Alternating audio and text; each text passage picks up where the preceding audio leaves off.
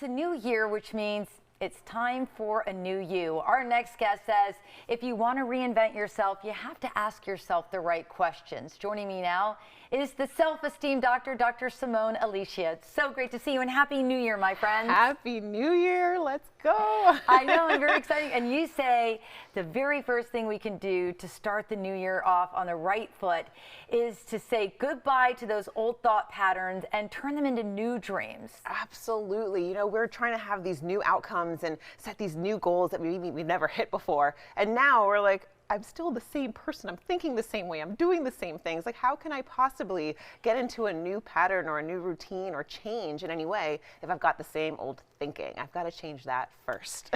Yeah, and I think a lot of us do have lists. I know I have all of these goals that I want to reach in 2024. Yep. But how do we put ourselves in the right mindset? Okay, so we said at the top of this is that we want to start asking better questions. So that's one of the things. A lot of times we get into such an old pattern that we're like, you know, how could I possibly do this? Like, why doesn't this ever work out for me? You know, we ask these questions that are really kind of back us into a corner and do not open the door for us to do better. So we've got to start asking better questions like, how can I achieve this? What are the first things I can do to achieve this? What does it look like if I achieve this? Have I ever come close to anything like this before? And what worked for me? Let me pull from that, right? So we have to start asking better questions so we can turn up that motivation inside of us, and that will help.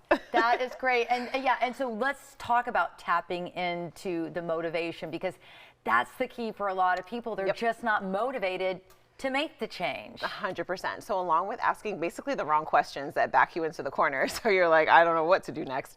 The next thing that we usually do that gets us kind of stuck there is that we're not really picturing what it is that we say we want. We've got this idea like, okay, I want to lose weight, I want to build a business. And it's so arbitrary. It's just these words and it's this concept, but we haven't really put a vision behind it. And we hear a lot about mental imagery and really seeing things. And I want to turn it up a notch for you today and give you just a little extra piece of that. Okay. So in neuro-linguistic programming, which is one of the things I study and I use with my clients, we talk about making these images really vivid in your mind. So as you get this picture of maybe losing weight, maybe starting a business, maybe traveling more, you start to picture it.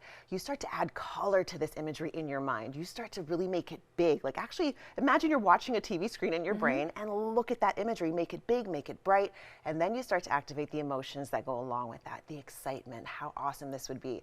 In that moment, you are literally activating your cells, the chemicals in your body that actually promote you feeling motivated and increasing that drive. And you're going to find yourself chomping at the bits to get started with your goal. That is fantastic. Yeah.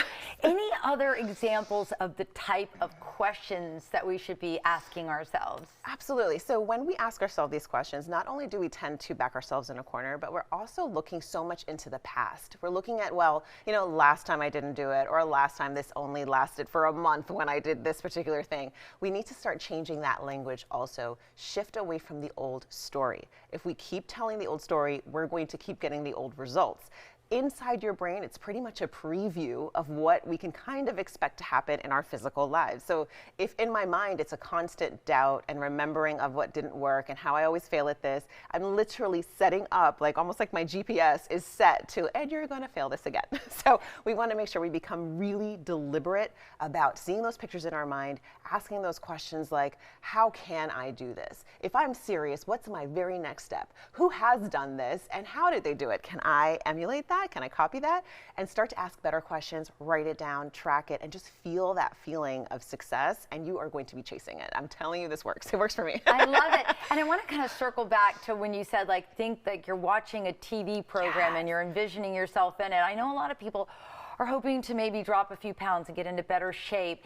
And I did read somewhere that if you start to like focus on the body part that you're working on and really start to like zero in, you get better results. 100%. Number one, you're very much present and you're sending signals from the brain to that part of the body, and you're doing so in an optimistic, hopeful way, which again, have to kind of emphasize here, it really affects our cells and the flow of chemicals. So if we're needing more of those feel-good chemicals, we're needing more of like fat burning or whatever it is, we can actually help ourselves by having those thoughts. Because keep in mind that when we are in a state of stress, we produce more cortisol, for example. So if I'm stressing, then I'm not helping myself to meet that that goal. So I've got to be able to tap into the feeling of success. And I feel like, athletes and people in the gym kind of give us a good picture of this, because when we're working out and I want to kind of like, okay, I'm done, like really quick, they're like, no, slow it down and feel it and focus on that part. And I'm like, okay, so that's one. Yeah, and they tell you that the brain taps out long before the body does. It's your mind telling you you can't do it, but you really, really can. And I think it's a good analogy for everything in life, and that don't hold yourself back with these negative thoughts. 100%. And take that full force with you into 2024. Do the mind work first and then take action. Sometimes we're doing it the other way around, and that's why we get stuck. All right, everyone, the self-esteem doctor setting us off on the right foot. Thank you so much, Dr. Alicia. It's great to see you. Thank you so much. I appreciate it. All right, we're going to share this story on BloomTampaBay.com.